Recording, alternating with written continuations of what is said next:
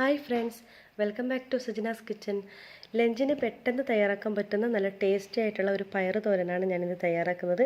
വളരെ എളുപ്പത്തിൽ തന്നെ തയ്യാറാക്കാൻ പറ്റും. അപ്പോൾ ഇതെങ്ങനെ തയ്യാറാക്കുന്നത് നോക്കാം. അപ്പോൾ നമ്മളാദ്യം പയർ വേവിക്കണം.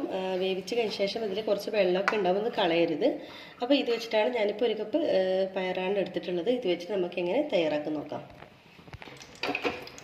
അപ്പോൾ ഒരല്പം വെളിച്ചെണ്ണ ഒഴിച്ചു കൊടുത്തിട്ടുണ്ട് ഒരു പാനിൽ. അപ്പോൾ അതിലേക്ക് നമുക്ക് ഇഞ്ചി, വെളുത്തുള്ളി, പച്ചമുളക്, കറിവേപ്പില ആദ്യം ഇട്ട് കൊടുക്കാം.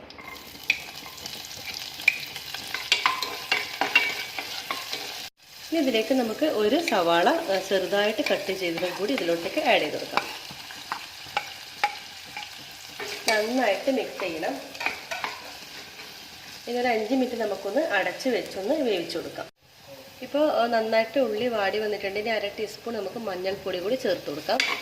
നന്നായിട്ടൊന്ന് മിക്സ് ചെയ്യണം.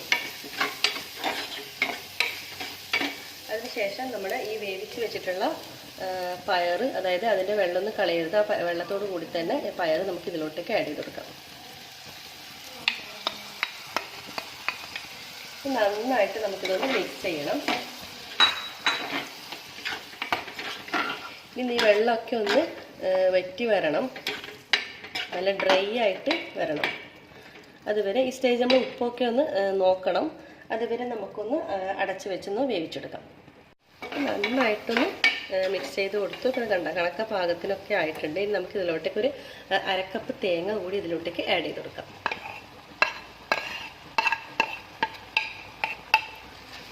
മിക്സ് ചെയ്ത് കൊടുക്കാം. അതിനുശേഷം നമുക്കൊന്ന് കടുകിട്ടൊന്ന് താളിച്ചൊഴിക്കാം. അപ്പോൾ നമ്മുടെ സ്വാദിഷ്ടമായിട്ടുള്ള നമ്മുടെ പയർ തോരൻ ഇവിടെ തയ്യാറായിട്ടുണ്ട്. വളരെ എളുപ്പമാണ്. ലഞ്ചിൻ്റെ കൂടെ നമുക്ക് പെട്ടെന്ന് തയ്യാറാക്കാനും പറ്റും, പെട്ടെന്ന് സെർവ് ചെയ്യാനും പറ്റുന്ന നല്ലൊരു ഡിഷാണ്. അപ്പോൾ നിങ്ങളെല്ലാവരും ഇതിനെ ട്രൈ ചെയ്ത് നോക്കണം. അപ്പം ഇതുവരെ സബ്സ്ക്രൈബ് ചെയ്യാത്തവരുണ്ടെങ്കിൽ ദയവായി സബ്സ്ക്രൈബ് ചെയ്യാം. ലൈക്ക് ചെയ്യാനും ഷെയർ ചെയ്യാനും മറക്കരുത്. അപ്പോൾ നിങ്ങളെ ഫീഡ്ബാക്കൊക്കെ താഴെ കമൻറ്റ് ബോക്സിൽ ഇടാൻ മറക്കരുതേ. അപ്പം എല്ലാവർക്കും താങ്ക് യു.